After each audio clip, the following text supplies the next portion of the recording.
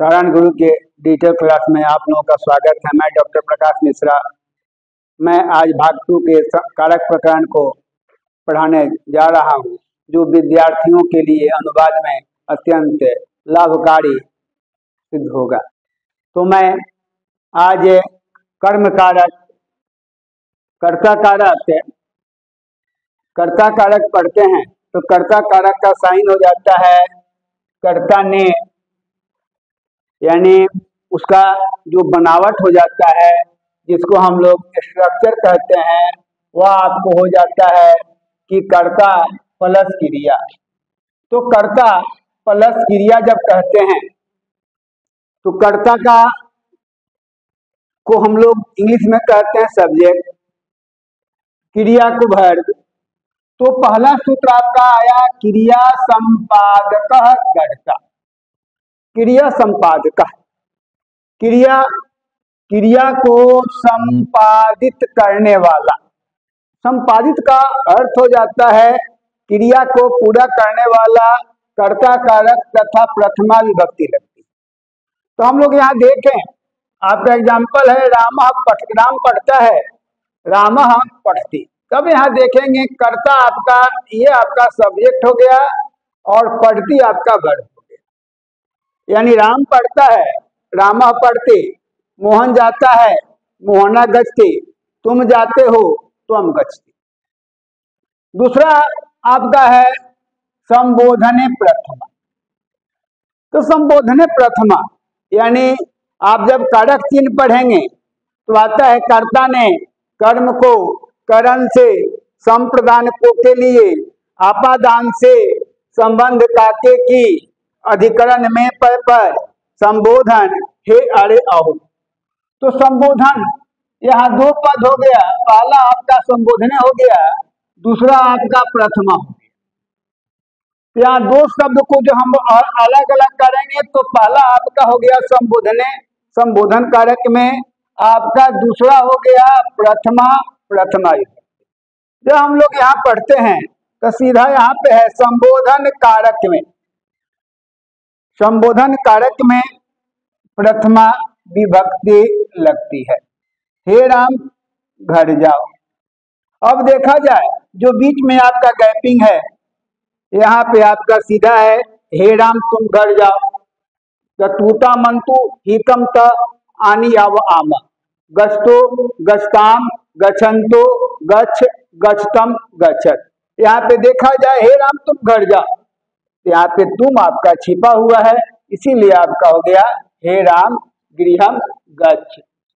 अब दूसरा चलेंगे, दूसरा आपका है प्रयोजक कर्तरी प्रथमा। प्रयोजक कर्तरी प्रथमा जब कहते हैं प्रयोजक कर्तरी प्रथमा तो प्रेरणार्थक, यहाँ आपके शब्द तीन हो गए, प्रयोजक कर्तरी प्रथमा। तो आपके तीन पार्ट में इसको बांट दिया गया। पहला हो गया प्रयोजक, दूसरा हो गया कर्तरी, तीसरा हो गया प्रथमा। तो प्रयोजक का अर्थ हो गया प्रेरणार्थक क्रिया। अब प्रश्न उठता है कि प्रेरणार्थक क्रिया किसे कहते हैं? जो किसी कार्य को करने के लिए जो व्यक्ति प्रेरित करते हैं वह प्रेरणार्थक क्रिया कहता है। प्रेरणा प्लस अर्थक प्रेरणार्थक। कर्तरी मतलब कर्ता कारक, प्रथमा मतलब प्रथमा। यदि प्रेरणार्थक क्रिया का योग हो, प्रेरणार्थक क्रिया का मतलब हमने लिखा है पठ खाद हस, पठ पठती पाठयति, खाद खादती खादयति, यही हम लोगों का प्रेरणार्थक क्रिया है। तो कहता है कि प्रेरणार्थक क्रिया का योग हो तो प्रेरणा देने वाले कर्ता में प्रथमा। स्पष्ट आपका सूत्र कह रहा है कि प्रेरणा देने वाला, जो हमको प्रोत्साहित करने वाला व्यक्ति होगा, उसमें हम लोग प्रथमा विभक्ति का प्रयोग करेंगे। जो मूल कर्ता होगा वह हम लोग द्वितीय विभक्ति का प्रयोग करेंगे। हमने यहाँ एग्जाम्पल को दिया है, माता बच्चों को खिलाती है। खाती है और खिलाती है, दोनों में अंतर होता है। खाती है आपका लट लकार है, लेकिन वहां प्रेरणार्थक क्रिया नहीं, सामान्य क्रिया है। तो हम यहाँ कह सकते हैं धातु धातु प्लस सामान्य क्रिया प्लस प्रेरणार्थक क्रिया। तो ये आपका सामान्य क्रिया हो गया, ये आपका प्रेरणार्थक क्रिया हो गया। तो पढ़ता है सामान्य क्रिया, पढ़ाता है प्रेरणार्थक क्रिया। तब यहाँ सीधा, जब यहाँ देखिएगा माता बच्चों को खिलाती है तो माता बालकाना पाठयति, पिता पुत्रों को पढ़ाते हैं पिता पुत्रम पाठयति। यानी सामान्य क्रिया में कर्ता के मतलब कि और प्रेरणार्थक क्रिया दो क्रिया हो गई, तो पढ़ती पाठयति और खादती खादयति। अब हम लोग आगे बढ़े, जब हम लोग आगे की तरफ बढ़ते हैं तो अब देखा जाए कारक को याद रखने के लिए सबसे पहली चीज है आपको अपने में प्रश्न करना है कि कर्ता कारक का प्रयोग कहाँ कहाँ किया जा सकता है। तो आपके तीन आंसर आएंगे, क्रिया संपादन में कर्ता कारक का प्रयोग, संबोधन कारक में कर्ता कारक का प्रयोग, यदि प्रेरणार्थक क्रिया का योग तो प्रेरणा देने वाले में कर्ता कारक, मूल कर्ता में द्वितीय। तो अब देखा जाए तो हम लोग अब कर्म में चलते हैं। तो कर्म कारक, जब कर्म कारक पढ़ते हैं इसको हमने एक आपको सूत्र के रूप में, तो कर्ता कर्म का साइन हो जाता है को, कर्ता ने कर्म को, इसको हमने subject plus object plus verb, यानी अंग्रेजी और संस्कृत में यही अंतर होता है कि अंग्रेजी में आपका subject plus verb plus object, S भी तब ओ, सब्जेक्ट वर्ब ऑब्जेक्ट, लेकिन आपको संस्कृत भाषा में आपका सब्जेक्ट ऑब्जेक्ट वर्ब। अब देखिए तो कर्ता प्लस कर्म प्लस क्रिया, तो पहला सूत्र आया कर्तो इप्सित तमम कर, इसको हमने एक सूत्रबद्ध है को में किया, कर्तो प्लस इप्सित प्लस तमम प्लस कर, कर्तो इप्सित तमम कर। तो कर्तो मतलब कर्ता, कर्ता मतलब करने वाला, इप्सित मतलब अभीष्ट, अभीष्ट मतलब इच्छित, जिसको प्राप्त करना चाहता है, तम मतलब जिसको, यानी कहा जाता है कि फल को, विद्या को, कर्म मतलब कर्म कारक। तो यहाँ कहता है कि कर्ता अपनी क्रिया द्वारा जिसको प्राप्त करना चाहता है, कर्ता अपनी क्रिया द्वारा, कर्ता प्रश्न पूछता है, वह फल खाता है, क्या खाता है, तो फल। तो अब कर्म कारक में कौन विभक्ति, द्वितीय विभक्ति। हम यहाँ कह सकते हैं कि सीता घर जाती है, सीता घर जाती है। तब यहाँ देखिए सीता कहाँ जाती है, तो घर जाती है। मैं विद्यालय जाता हूं, मैं विद्यालय जाता हूं, तो मैं कहाँ जाता हूं, विद्यालय जाता हूं। तो यहाँ देखा जाए तो विद्यालय आपका कर्म कारक है, यहाँ देखा जाए तो आपका कर्म कारक है। अब देखा जाए दूसरा है क्रिया विशेषण द्वितीय, यहाँ देखा जाए तो दो पद है, क्रिया विशेषण और द्वितीय। तब क्रिया विशेषण कहते हैं तो क्रिया की विशेषता में अद्वितीय मतलब द्वितीय विभक्ति, यानी क्रिया की विशेषता बताने वाला कोई शब्द हो तो विशेषता रूपी शब्द में कौन विभक्ति, द्वितीय विभक्ति। मतलब क्रिया की विशेषता जो बताता है, मधुर बोलता है, धीरे जाता है, तेजी से जाता है, तो यहाँ का मधुर है, क्या है, विशेषता है।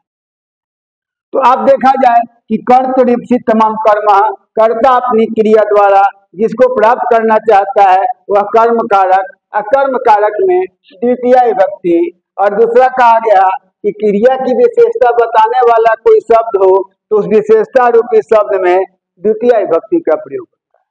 अगला देखा जाए, अगला जो हम देखते हैं सूत्र में आते हैं, सूत्र संख्या 3 आते हैं। तो अब यहाँ पे आपका चला आया, यहाँ पे आपका चला आया कि चला आया अभितः परितः सर्वतः योगे द्वितीय।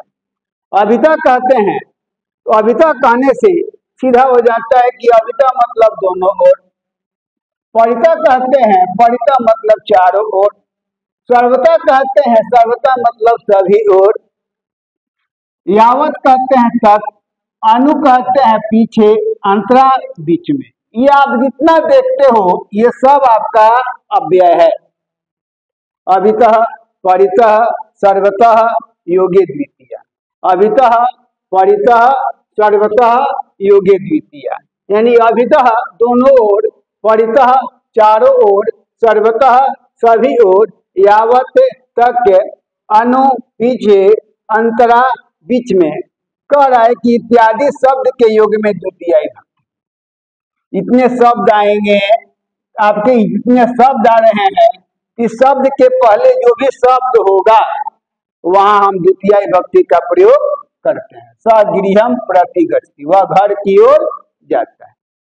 सगृहम प्रति गच्छति। अब देखा जाए, अब हम चलें कि अभितः, परितः, उभयतः, सर्वतः, निक्सा, या निक्सा भी आता है, उभयतः भी आता है। तो आप जब पढ़ोगे तो ये सब अव्यय है। अव्यय शब्द जो भी होता है तो आप वह घर की ओर जाता है।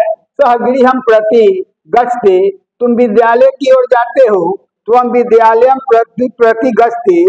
मतलब कहने का तात्पर्य है कि जितने ये अव्यय हैं उसके पहले जो शब्द होगा वहां हम द्वितीया विभक्ति का प्रयोग करते हैं। उसके बाद बारी आती है चौथा, पृथक विनाभ्याम द्वितीया तृतीया पंचमी च। पृथक, पृथक विनाभ्याम, पृथक विनाभ्याम द्वितीया तृतीया पंचमी च। यहाँ पे शब्द जो है पृथक, पृथक, पृथक का अर्थ हो जाता है अलग। बिना, बिना मतलब होता है धन के बिना, विद्या के बिना, घर के बिना। बिना मतलब हीन, उससे हम रहित हो गए। तो यहाँ पे तीन विभक्ति का प्रयोग आपको होता है। पहला है द्वितीया, दूसरा है तृतीया, तीसरा है पंचमी। यानी पृथक तथा बिना शब्द के योग में द्वितीया, तृतीया एवं पंचमी विभक्ति लगती है। पृथक तथा बिना शब्द के योग में द्वितीया, तृतीया एवं पंचमी विभक्ति लगती है। जैसे धन के बिना जीवन व्यर्थ है, या हम देखेंगे कि बिना के पहले कौन सा शब्द है? धन। तो धन में आपको द्वितीय लगाइए, तृतीय लगाइए या पंचमी लगाइए। द्वितीय लगाते हो तो धनम होता है, तृतीय लगाते हो धनेन होता है, पंचमी लगाते हो तो धनात् होता है। धनम, धनेत, धनात्, बिना जीवनम व्यर्थः। धनम, धनेत, धनात्, बिना जीवनम व्यर्थः। धन के बिना जीवन व्यर्थ है। तो अब जैसे कहा जाता है कि विद्या के बिना जीवन व्यर्थ है, विद्या के बिना जीवन व्यर्थ है, तो बिना के पहले जो शब्द होगा वह आपका द्वितीया, तृतीया एवं पंचमी विभक्ति तीनों में से आप कोई प्रयोग कर सकते हो, आपका सही होगा। आप ध्यान देंगे बोर्ड में अनुवाद पूछता है। गांव के दोनों ओर वृक्ष हैं, विद्यालय के चारों ओर सड़क हैं, घर के एक ओर सड़क है, मैं घर तक जाता हूँ। अनुवाद कारक जब पढ़ते हो आपका अनुवाद आता है। जब तक कारक नहीं जानोगे तब तक अनुवाद आपका सटीक नहीं होगा, और अनुवाद के बिना आप समास भी नहीं बना सकते हो। अब अगला आपका है काला ध्वनोर अत्यंत संयोग्य द्वितीया। काला, यहाँ आपके साथ चार शब्द निकल गए, काल प्लस अध्वन प्लस अत्यंत संयोग्य प्लस द्वितीया। काल, कालवाचक हमने लिखा है यहाँ होगा, काल कालवाचक, अध्वन मार्गवाचक, अत्यंत संयोगी अत्यंत संयोग रहने पर द्वितीया, द्वितीया विभक्ति। यहाँ कहा जाता है कि यदि कालवाचक मार्गवाचक शब्दों का योग हो तो दो शब्द आते हैं। काल मतलब समय, मार्ग मतलब रास्ता। टाइम, काल को हम लोग टाइम कहते हैं, तो काल कालवाचक और कालवाचक मार्गवाचक शब्दों का योग हो तो कालवाचक मार्गवाचक शब्द में द्वितीय विभक्ति। काल मतलब समय, जहाँ समय बताता है, जैसे वह महीना भर पढ़ता, महीना भर मासम पढ़ती, दिन भर दिनम पढ़ती। कहता है कि पढ़ना क्रिया के पहले जो शब्द होगा वहां हम द्वितीय विभक्ति का प्रयोग करें। हम थोड़ा चले रिवीजन में, हम अपने प्रश्न करेंगे कि कर्म कारक का प्रयोग कहाँ कहाँ किया जाता है। तो जैसे प्रश्न करेंगे कर्म कारक का प्रयोग कहाँ कहाँ होता है, तो सबसे पहला आया कर तो रिप्सित समम कर्म। कर्ता अपनी क्रिया द्वारा जिसको प्राप्त करना चाहता है वह कर्म कारक कहलाता है, कर्म कारक में द्वितीय। दूसरा आपका हुआ क्रिया विशेषण द्वितीय, क्रिया की विशेषता बताने वाले शब्द में द्वितीय विभक्ति का प्रयोग होता है, क्रिया की विशेषता। तीसरा आपका है अभितः दोनों ओर, उभयतः दोनों ओर, सर्वतः सभी ओर, और प्रति ओर, यावत तक इत्यादि शब्द के योग में द्वितीय विभक्ति लगती है। कर्म कारक में आप जब पढ़ोगे आपका पृथक विनाभ्याम द्वितीय तृतीय पंचमी च, कहते हैं कि पृथक तथा बिना शब्द के योग में द्वितीय तृतीय एवं पंचमी विभक्ति लगती है। अब यहाँ देखोगे तो आप इसको, यहाँ वह महीना भर पढ़ता है, समासम पढ़ते, इसको एक और लिखते हैं, वह दिन भर पढ़ता है। तो दिन भर पढ़ता है तो सीधा ध्यान देना, दिन भर पढ़ता है स दिनम पढ़ता। तो आप जब देखोगे तब यहाँ आप अब कर्म कारक, अब हम लोग चलें एक बार रिवीजन करें, आपका अंत में हम कारक का को समरी करके पढ़ाएंगे जिसको संक्षिप्त रूप होगा।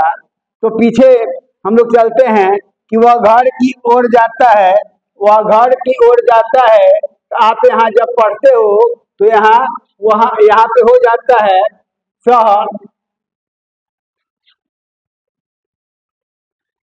सह गृहम, वह घर की ओर जाता है, सह गृहम गस्ती। अब यहाँ कहो कि वह विद्यालय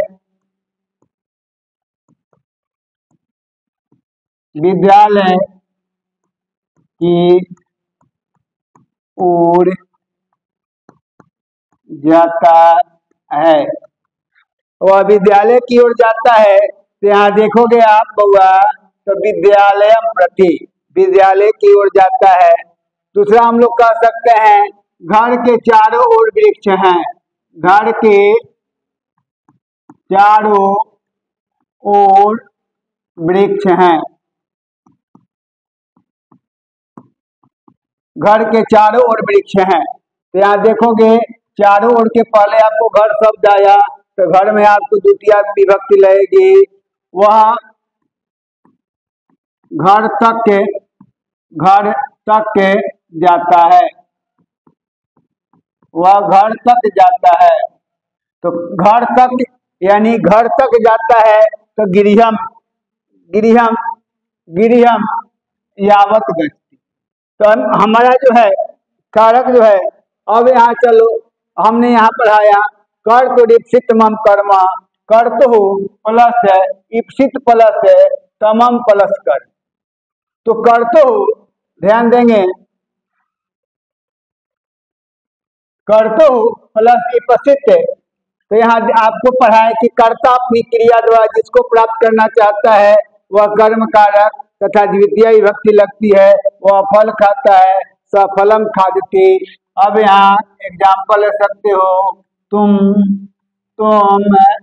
पुस्तक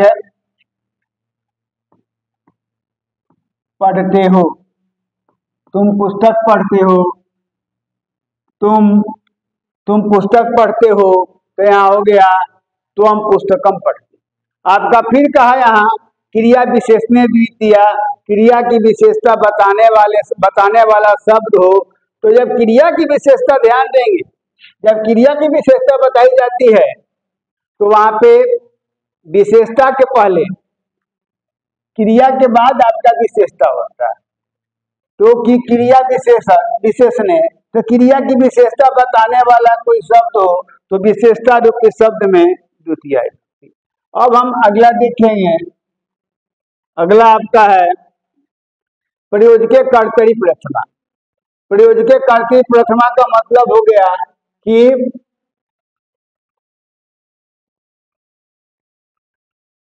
प्रयोजके कर्तरी प्रथमा, तो यहाँ पे सीधा कहा कि प्रेरणार्थक क्रिया का योग तो प्रेरणा देने वाले कर्ता में प्रथमा तथा मूल कर्ता में द्वितीय।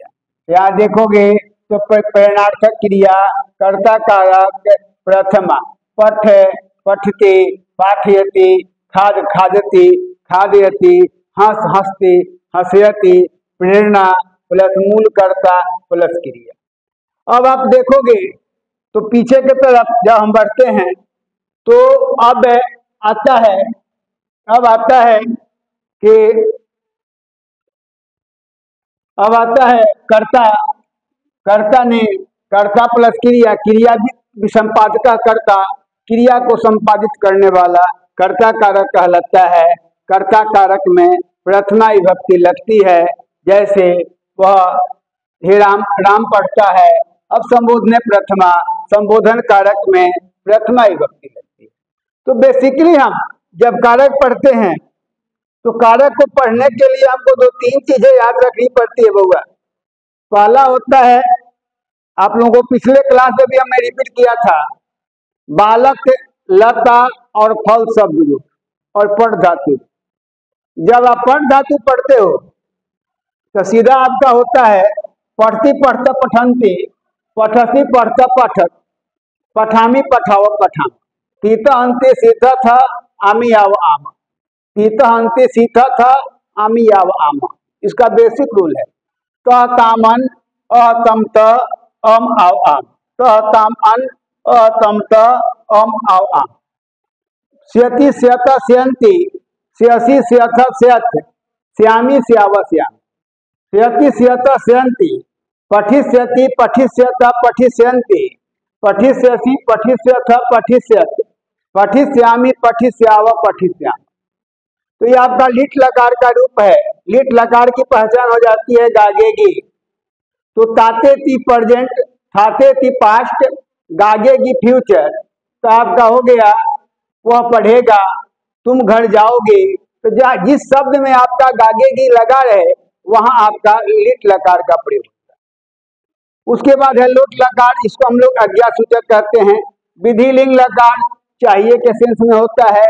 इसके बाद पठ धातु के बाद याद करना होता है बालक शब्द, बालका बालकौ बालका, बालकम बालकौ बालकान, बालकेन बालकाभ्याम बालकै, बालकाय बालकाभ्याम बालकेभ्य, बालकात बालकाभ्याम बालकेभ्य, बालकस्य बालकयो बालकाना, बालके बालकयो बालकेषु, हे बालक हे बालको हे बालिका। तो बालक शब्द रूप आप देखोगे तो कर्ता कारक कहते हैं तो प्रथमा विभक्ति, कर्म कारक कहते हैं यहाँ द्वितीय विभक्ति, करण कारक कहते हैं आपका तृतीय विभक्ति, संप्रदान कारक कहते हैं चतुर्थी विभक्ति, अपादान कारक कहते हैं तो यहाँ पंचमी विभक्ति, संबंध कारक कहते हैं तो षष्ठी, और अधिकरण कारक मतलब सप्तमी विभक्ति, और संबोधन का मतलब हो जाता है संबोधने प्रथम।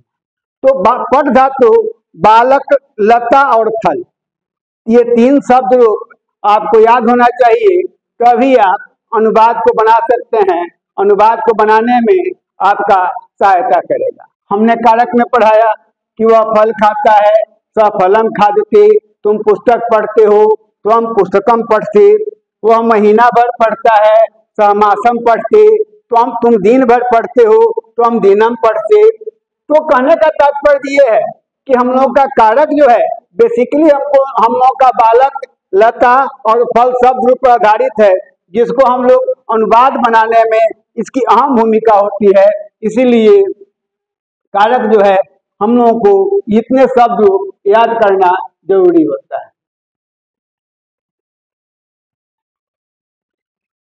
भाग 2 के साथ ही इतना तक, फिर हम भाग 3 के साथ आपको अगले क्लास में मिलेंगे। अब आप लोग इस चैनल को सब्सक्राइब कीजिए और लाइक कीजिए। धन्यवाद।